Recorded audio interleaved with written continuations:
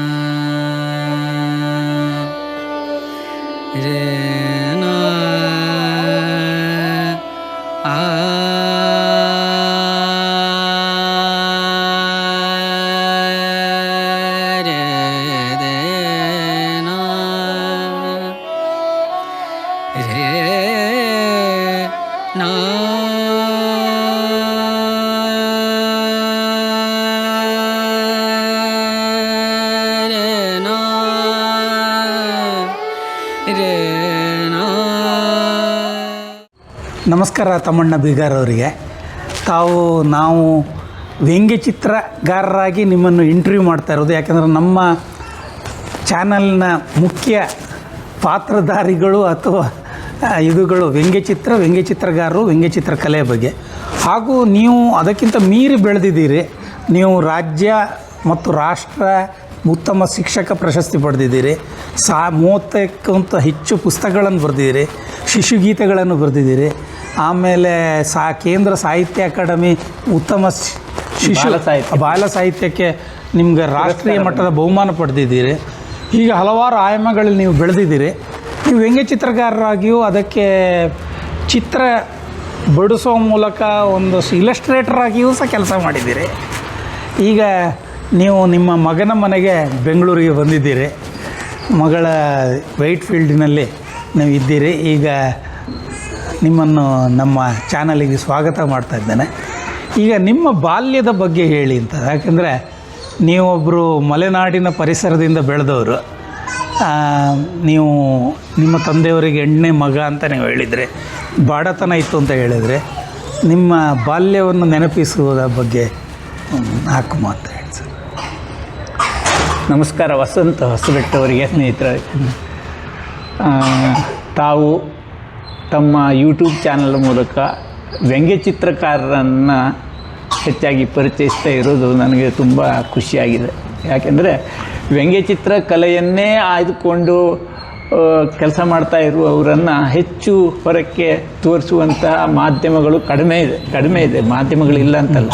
ಅಂಥದ್ರಲ್ಲಿ ನೀವು ಒಬ್ಬ ವ್ಯಂಗ್ಯಚಿತ್ರ ಕಲಾವಿದನೇ ಆಗಿ ವ್ಯಂಗ್ಯಚಿತ್ರಕಾರರ ಅಂತರಂಗ, ಅವರ ಒಳ ಹೊರಗಿನ ಕಷ್ಟ ಸುಖ ಎಲ್ಲ ನಿಮಗೆ ಗೊತ್ತಿದೆ. ಆ ನಾಡಿ ಮಿಡಿತವನ್ನು ಇಟ್ಕೊಂಡು ನೀವು ಒಂದು ಚಾನೆಲನ್ನು ನಡೆಸ್ತಾ ಇರೋದು ನನಗೆ ತುಂಬ ಖುಷಿಯಾಗಿದೆ. ತುಂಬ ನೀವು ನಮ್ಮಲ್ಲಿಗೆ ಬಂದು ಈ ನನ್ನ ಸಂದರ್ಶನ ಮಾಡ್ತಾ ಇರೋದಕ್ಕೆ ನಾನು ನಿಮಗೆ ಧನ್ಯವಾದ ಹೇಳ್ತಾ ನನ್ನ ಅನುಭವಗಳನ್ನು ನಿಮ್ಮೊಂದಿಗೆ ಹಂಚಿಕೊಳ್ಳಿಕ್ಕೆ ಬಯಸ್ತೇನೆ. ಆಗಲೇ ಹೇಳಿದ ಹಾಗೆ ನಾನು ಮಲೆನಾಡಿನಿಂದ ಬಂದಿದ್ದೀನಿ. ಮಲೆನಾಡು ಅಂತಂದರೆ ಹಸಿರಿನ ದಟ್ಟ ಅರಣ್ಯ ಪ್ರದೇಶದ ಅದು ಒಂದು ಬಾಲ್ಯ ಅಲ್ಲಿ ಕಳೆದಿದ್ದೇನೆ. ಅಲ್ಲಿ ಬಡತನ ಅಂತಲ್ಲ, ಅದು ಒಂದು ರೀತಿಯ ಸಿರಿತನ. ಹೌದು, ತುಂಬ ನೈಸರ್ಗಿಕವಾದಂಥ ಪರಿಸರ. ಆವಾಗಿನ ಕಾಲದಲ್ಲಿ ಆರ್ಥಿಕವಾಗಿ ಹಿಂದುಳಿಯುವಿಕೆ ಮತ್ತು ಶೈಕ್ಷಣಿಕವಾಗಿ ಸೌಲಭ್ಯದ ಕೊರತೆ, ಆಮೇಲೆ ಆರೋಗ್ಯದ ಸಂಬಂಧಪಟ್ಟ ಆಸ್ಪತ್ರೆ ಮುಂತಾದ ಇಲ್ಲದೇ ಇರೋದು, ವಿದ್ಯುತ್ ಮುಂತಾದವು ಅಲ್ಲಿ ಬರದೇ ಇರೋದು, ಬಸ್ ಇಲ್ಲದೇ ಇರೋದು, ಇವೆಲ್ಲ ಒಂದು ರೀತಿಯ ಸಾಮಾನ್ಯ ಸಂಗತಿನೇ ಆಗಿತ್ತು. ನನಗೆ ಅಂತಲ್ಲ, ಆವಾಗ ನಮ್ಮ ಪರಿಸರದಲ್ಲಿ ಯಾವಾಗ ನಾನು ಈಗ 66 ವರ್ಷ ಆಗಿದೆ ನನಗೆ, ಅಷ್ಟು ಒಂದು 50-60 ವರ್ಷಗಳ ಹಿಂದಿನ ಮಾತು. ಆವಾಗ ಅಂಥ ಪರಿಸ್ಥಿತಿ ಇತ್ತು. ಅಂಥ ಪರಿಸರದಲ್ಲೇ ನಾನು ಬೆಳೆದಿದ್ದೀನಿ. ನಮ್ಮದು ಯಲ್ಲಾಪುರ ತಾಲೂಕಿನ ಬೀಗಾರ್ ಅನ್ನುವ ಯಲ್ಲಾಪುರ ತಾಲೂಕಾ ಪ್ಲೇಸ್ನಿಂದ ಒಂದು 25 ಕಿಲೋಮೀಟ್ರ್ ದೂರ ಇದೆ ಅಂತ ಒಂದು ಊರು. ಆವಾಗಲೇ ಹೇಳಿದಾಗೆ ಈ ಮೂಲ ಸೌಲಭ್ಯಗಳೆಲ್ಲ ಇಲ್ಲದೇ ಇರುವಂಥ ಪ್ರದೇಶ. ಆರ್ಥಿಕವಾಗಿ ಎಲ್ಲರೂ ಹಿಂದುಳಿದವರೇ, ನಾನು ಅದು ಸ್ಪೆಷಲ್ ಅಂತಲ್ಲ. ಯಾರ ಮನಸ್ಸಿನಲ್ಲಿ ಏನೋ ಒಂದು ಮಾಡಬೇಕು ಅನ್ನುವ ತುಡಿತವನ್ನು ನಾವು ಇಟ್ಕೊಂಡಿರ್ತೀವಿ, ಆಸೆಯನ್ನು ಇಟ್ಕೊಂಡಿರ್ತೀವಿ. ಆವಾಗ ಒಂದಿಷ್ಟು ಏನೋ ಕನಸನ್ನು ಕಾಣುತ್ತಾ ಏನೇನೋ ಮಾಡುತ್ತಾ ಒಂದಿಷ್ಟು ಸಾಧನೆ ಅಂತ ಹೇಳೋದಿಲ್ಲ, ಒಂದಿಷ್ಟು ಏನೇನೋ ನಮ್ಮ ಪ್ರೀತಿ ಇದನ್ನು ಬೆಳೆಸ್ಕೊಂಡು ಹೋಗಲಿಕ್ಕೆ ಸಾಧ್ಯ ಆಗ್ತದೆ. ಆ ರೀತಿ ಬೆಳೆಸ್ಕೊಂಡು ಬಂದಿದ್ದೀವಿ ನಾವು. ನಮ್ಮ ಬಾಲ್ಯ ಅಂತಂದರೆ ನಾವು ಆಗಲೇ ಹೇಳಿದಾಗೆ ನಮ್ಮ ತಂದೆ ತಾಯಿ ಅವರು ಆವಾಗಿನ ಕಾಲದಲ್ಲಿ ಶಾಲೆ ಎಲ್ಲ ಓದೋರಲ್ಲ, ಅವರು ಕೃಷಿ ಮಾಡ್ಕೊಂಡು ಇದ್ದವರು. ಆದರೆ ತಂದೆಗೆ ಓದು ಬರಹವನ್ನು ಅವ್ರು ಕಲ್ತ್ಕೊಂಡಿದ್ರು. ಮತ್ತು ಏನು ಮಾಡ್ತಿದ್ರು ಅಂದರೆ ನಮ್ಮ ಎಲ್ಲ ಮಕ್ಕಳಿಗೂ ಕೂಡ ಶಾಲೆಗೆ ಹೋಗುವ ಮೊದಲೇ ಅಕ್ಷರಗಳನ್ನು ಕಲೀಲೇಬೇಕು ಅಂತ ಒತ್ತಾಯ ಮಾಡ್ತಿದ್ರು. ಮತ್ತು ಕಲಿಯದಿದ್ದರೆ ಬಿಡೋದಿಲ್ಲಾಗಿತ್ತು, ಅವರು ಶಿಕ್ಷಣ ಆದರೂ ಕೊಟ್ಟು ಕಲಿಸ್ತಿದ್ರು. ಅದು ಒಂದು ನಮಗೆ ಪ್ಲಸ್ ಪಾಯಿಂಟ್ ಅಂತ ಹೇಳ್ಬೋದು. ಅಷ್ಟು ಆವಾಗಲೇ ಓದಲಿಕ್ಕೆ ಅಂದರೆ ಬರೀಲಿಕ್ಕೆ ಬಳ್ಳಿ ಬರೆಯೋದು, ಮಗ್ಗಿ ಹೇಳೋದು ಅಂತೆಲ್ಲ ಹೇಳ್ತಿದ್ರಲ್ಲ, ಆ ರೀತಿ. ನಾವು 8 ಜನ. ನಿಮ್ಮ ತಂದೆಯವರು ಏನಾಗಿದ್ರು? ಅವರು ಕೃಷಿಕರಾಗಿದ್ದರು, ನಾರಾಯಣ ಕುಮಾರ್ ಅಂತೇಳಿ, ತಾಯಿ ಸೀತಾ ಅಂತೇಳಿ. 2 ಜನ ಕೃಷಿ ಮಾಡಿಕೊಂಡು. ನಿಮಗೆ ತೋಟ ಎಲ್ಲ ಇತ್ತು? ತೋಟ ಎಲ್ಲ ಇತ್ತು. ಅವು ತುಂಬ ಅಂದರೆ ಆವಾಗ ಬೆಳೆಗಳೆಲ್ಲ ಬರ್ತಾ ಇಲ್ಲ, ಕೆಲಸಗಾರರು ಇರಲಿಲ್ಲ, ಹೀಗೆಲ್ಲ ಇತ್ತು.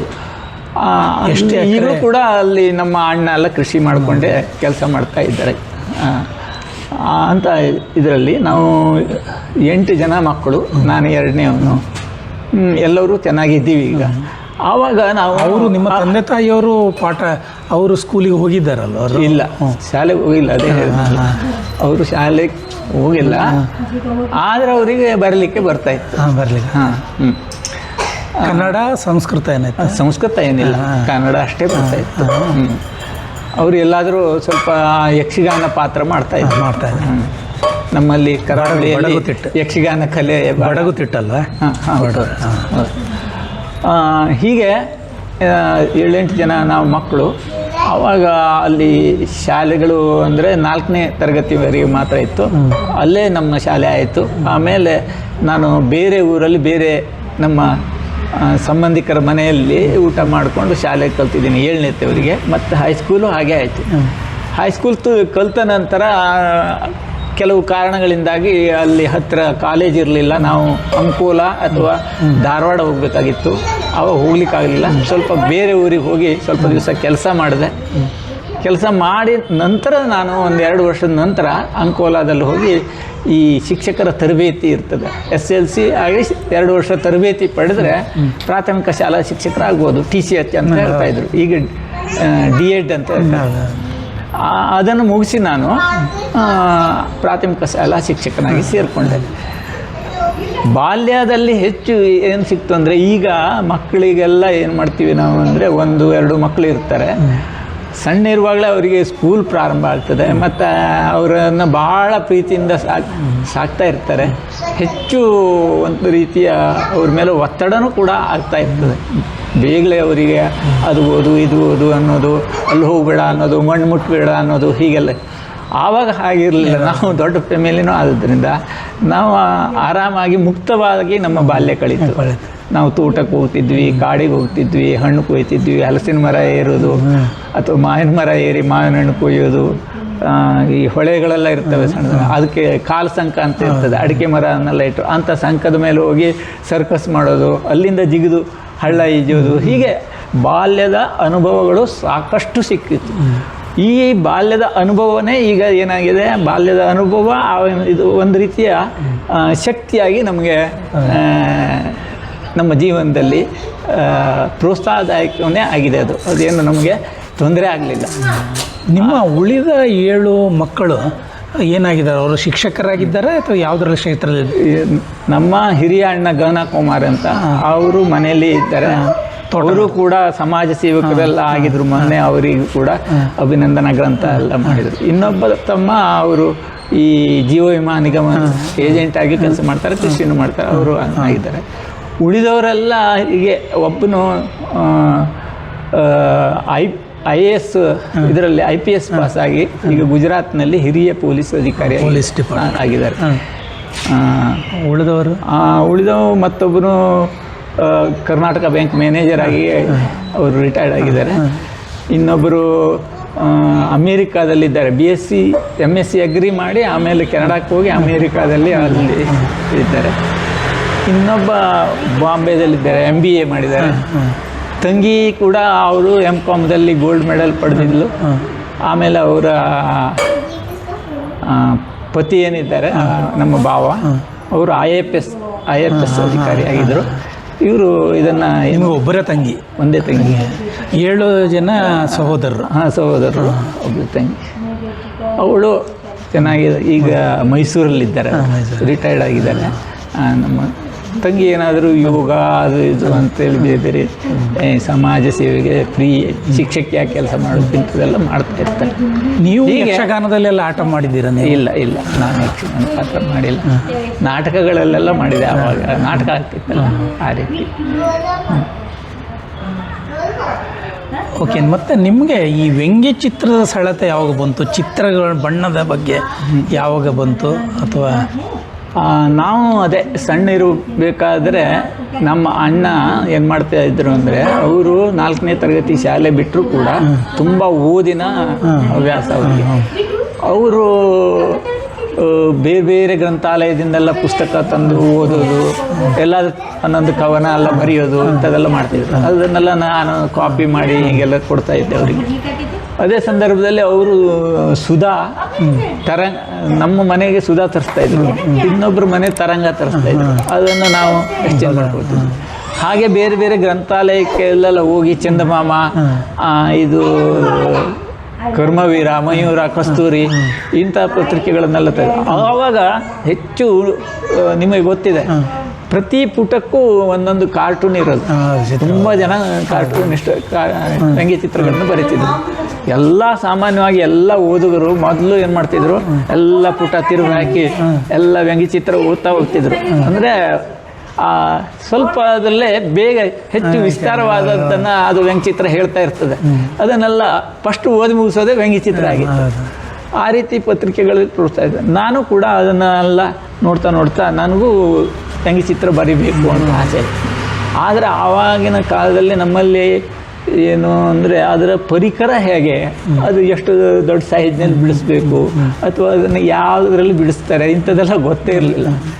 ಆವಾಗ ನಾವು ಏನೇನೋ ಪ್ರಯೋಗ ಮಾಡ್ತಿದ್ವಿ. ಒಂದು ಕಡ್ಡಿ ಅಂತ ತಗೊಂಡು ಅದಕ್ಕೊಂದು ನಿಬ್ಬು ಕಟ್ಟಿ, ಅದು ದಾರ ಕಟ್ಟಿ, ಆಮೇಲೆ ಇಂಕ್ ಬಾಟ್ಲಿ ತಂದ್ಕೊಂಡು, ಕಪ್ಪು ಇಂಕ್ ಬಾಟ್ಲಿ ತಂದ್ಕೊಂಡು ಅದರಲ್ಲಿ ಅದನ್ನು ಅದ್ದಿ ಅದರಲ್ಲಿ ಚಿತ್ರ ಬಿಡಿಸಿ ಕಳಿಸೋದು, ಏನೇನೋ ಮಾಡೋದು. ಆಮೇಲೆ ಕೆಲವು ಪತ್ರಿಕೆಯವರು ಇಂತಿಷ್ಟು ಸೈಜ್ನಲ್ಲಿ ಬಿಡಿಸಿ ಕಳಿಸಿ ಹೀಗೆಲ್ಲ ಹೇಳಿದರು. ಅಷ್ಟೊತ್ತಿಗೆ ಏನಾಯ್ತಂದರೆ, ನೀರಿನಲ್ಲಿ ಗಣಪತಿ ಹೆಸರನ್ನು ನೀವು ಕೇಳಿರ್ತೀರಿ, ನಮಗಿಂತ ಹಿರಿಯರು. ಅವರು ಕಾರ್ಟೂನ್ ಅವರು ಚಿತ್ರಕಲೆಯಲ್ಲಿ ಪದವಿಯನ್ನು, ಅವರು ಮಾಸ್ಟರ್ ಆಗಿದ್ದರು. ಹಾಂ, ಮಾಸ್ಟರ್ ಆಗಿದ್ದರು. ಅವರು ಡ್ರಾಯಿಂಗ್ ಟೀಚರ್. ಹಾಂ, ಡ್ರಾಯಿಂಗ್ ಟೀಚರ್ ಆಗಿದ್ದರು. ಅವರೆಲ್ಲ ಬಿಡಿಸ್ತಾ ಇದ್ದಾರೆ ಅಂತ ಕೇಳ್ತು. ಅವರೆಲ್ಲ ಎಂತ ಮಾಡ್ತಾರೆ ಅನ್ನೋದು ಸ್ವಲ್ಪ ಸುದ್ದಿ ನಮಗೆ ಸಿಕ್ಕಿತ್ತು. ಹೀಗೆ ಆ ಕಾರ್ಟೂನ್ ಬಿಡಿಸ್ಬೇಕು ಅಂತ ಆಸೆ ಇತ್ತು. ಹಾಗೆ ನಾನು TCH ಮಾಡುವಾಗಲೂ ಚಿತ್ರನೆಲ್ಲ ನಮಗೆ ಪಾಠ ಉಪಕರಣ ಅದಕ್ಕೆಲ್ಲ ಬಿಡಿಸೋದನ್ನೆಲ್ಲ ನಾನೇ ಬಿಡಿಸ್ಕೊಳ್ತಾ ಇದ್ದೆ. ಆವಾಗ ಕಾರ್ಟೂನ್ ಬರಲಿಕ್ಕೆ ಶುರು ಮಾಡಿದೆ ನಾನು. ಮೊದಲು ಉತ್ಥಾನದಲ್ಲೇನೋ ಬಂತು ನಂದು, ಆಮೇಲೆ ಎಲ್ಲ ಪತ್ರಿಕೆಯಲ್ಲೂ ಬಂದಿದೆ. ತುಂಬ ಕಾರ್ಟೂನು ಬರಿತಾ ಇದ್ದೆ. ಅದರ ಸಂಗಡ ಏನು ಮಾಡ್ತಾಯಿದ್ದೆ, ಸಣ್ಣ ಸಣ್ಣ ಮಕ್ಕಳಿಗೆ ಆಗುವಂಥ ಕಥೆಗಳನ್ನು ಬರಿತಾ ಇದ್ದೆ. ಕೆಲವು ದಿನ ಪ್ರಜಾವಾಣಿಯಲ್ಲಿ ಮತ್ತು ಕೆಲವು ಉದಯವಾಣಿ ಇಂಥ ಪತ್ರಿಕೆಗಳಲ್ಲಿ ನನ್ನದೇ ಕತೆ ಮತ್ತು ನಾನೇ ಬಿಡಿಸಿ ಕಳಿಸೋ ಚಿತ್ರ, ಅದಕ್ಕೆ ಅದು ಪ್ರಕಟ ಆಗಿದೆ ತುಂಬ. ಹೌದು. ಅವಾಗ ಸೂವಿ ಮೂರ್ತಿ ಅಂತ ಇದ್ರು, ಅವರು ಆ ರೀತಿ ಮಾಡ್ತಾಯಿದ್ರು. ಕೆಲವೊಂದು ಏನು ಬೇಗ ತಯಾರು ಮಾಡುವಂಥ ಕಸದಿಂದ ರಸ ಅಂಥದ್ದನ್ನೆಲ್ಲ ಪರಿಚಯ ಮಾಡ್ತಿದ್ರು ಸೂವಿ ಮೂರ್ತಿಯವರು. ಅದನ್ನು ಆ ರೀತಿ ನಾನು ಕೆಲವೊಂದು ಆ ರೀತಿ ಎಲ್ಲ ಮಾಡ್ತಾಯಿದ್ದೆ. ಹಾಗೆ ಕಾರ್ಟೂನ್ ಬರಿತಾ ಇರಬೇಕಾದ್ರೆ ಮಕ್ಕಳ ಸಾಹಿತ್ಯವನ್ನು ಬರಿತಾ ಬಂದೆ ನಾನು. ಆದರೆ ಪುಸ್ತಕ ಮಾಡಿರಲಿಲ್ಲ. 2002ರಲ್ಲಿ ನಾನು ಪುಸ್ತಕ ಮಾಡಿದೆ. ನೀವು ಓನ್ ಪಬ್ಲಿಷ್? ಹಾಂ, ಅದು ಗುಬ್ಬಚ್ಚಿ ಗೂಡು ಅಂತೇಳಿ ಒಂದು ಕವನ ಸಂಕಲನ ಪ್ರಕಟ ಆಯಿತು. ಅದಕ್ಕೆ ತುಂಬ ಜನ ಮೆಚ್ಕೊಂಡ್ರು. ಅದನ್ನು ತುಂಬ ಶಾಲೆಗಳೆಲ್ಲ ಖರೀದಿ ಮಾಡಿದರು, ಮಕ್ಕಳೆಲ್ಲ ಆಡಿದರು, ತುಂಬ ಚೆನ್ನಾಗಿದೆ ಇದು ಅಂತ ಓದುಗರೆಲ್ಲ ಅಭಿಪ್ರಾಯಪಟ್ಟರು. ಅದು ನನ್ನಲ್ಲಿ ಸುಪ್ತವಾಗಿ ಇತ್ತಲ್ಲ, ಮಕ್ಕಳಿಗೂ ಇದನ್ನು ಬರಿಬೇಕು ಅನ್ನೋದು. ಅಂದರೆ ಯಾವುದೇ ಇದನ್ನು ನಾವು ಮಾಡಬೇಕಾದ್ರೆ ಪ್ರತಿಯೊಬ್ಬರಿಗೂ ಈಗ ವ್ಯಂಗ್ಯಚಿತ್ರ ಒಂದು ಕಲೆ, ಇನ್ಯಾವುದೋ ಚಿತ್ರಕಲೆ, ಸಂಗೀತ, ಹೀಗೆ ಬೇರೆ ಬೇರೆ ಕಲೆಗಳಿರ್ತವೆ. ಅವೆಲ್ಲ ಕಾರಣ ಏನು ಅಂತಂದರೆ ನಾವು ಏನೇನೋ ಅನುಭವಿಸಿರ್ತೀವಿ ಅಥವಾ ನಮ್ಮ ಒಳಗೆ ಏನೇನೋ ಸುಪ್ತವಾಗಿ ಇರ್ತದೆಯಲ್ಲ, ಅದನ್ನು ನಾವು ಬೇರೆಯವರಿಗೆ ಹೇಳ್ಕೊಳ್ಬೇಕು ಅನ್ನುವ ಒಂದು ತುಡಿತ ನಮ್ಮಲ್ಲಿ ಇರ್ತದೆ. ಆ ತುಡಿತ ಈ ರೀತಿ ಬೇರೆ ಬೇರೆ ಕಲೆಗಳಾಗಿ ವ್ಯಕ್ತ ಆಗ್ತಾ ಇರ್ತದೆ.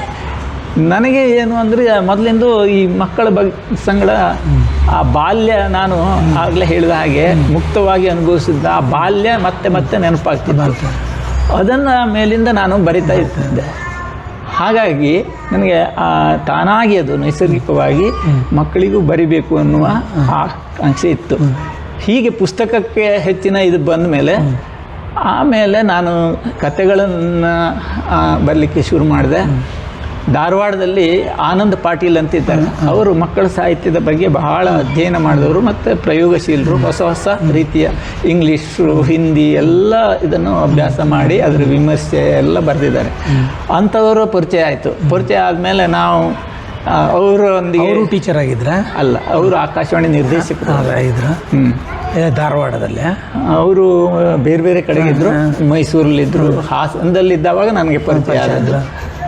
ಆಮೇಲೆ ಮೈಸೂರಲ್ಲಿ ಅವರು ನಿವೃತ್ತಿ ಆದರು. ನನಗಿಂತ ಒಂದು 5-6 ವರ್ಷ ದೊಡ್ಡವರು. ಹೀಗೆ ಅವರೆಲ್ಲ ಆದಮೇಲೆ ನಾನು ಮಕ್ಕಳ ಸಾಹಿತ್ಯವನ್ನು ಬರಿತಾ ಹೋದೆ. ಅವರು ಒಂದು ನಿಮ್ಮ ಸಾಹಿತ್ಯದಲ್ಲಿ ಏನು ಇದೆ, ಯಾವ ರೀತಿ ನೀವು ಅದನ್ನು ತೆರೆದುಕೊಳ್ಬೇಕು ಅನ್ನೋದಕ್ಕೆ ಒಂದು ಸಣ್ಣ ಇದನ್ನು ಸೂಚನೆ ಅವ್ರ ಮೂಲಕ ಎಲ್ಲ ಸಿಕ್ತು. ಅದು ನನಗೆ ಉತ್ತೇಜನ ಆಯಿತು. ಹೀಗೆ ಆಮೇಲೆ ಹೆಚ್ಚು ಪುಸ್ತಕಗಳನ್ನು ಬರಲಿಕ್ಕೆ ಶುರು ಮಾಡಿದ್ರ ಮೇಲೆ ವ್ಯಂಗ್ಯಚಿತ್ರ ಬರೆಯೋದು ಸ್ವಲ್ಪ ಕಡಿಮೆ ಆಯಿತು.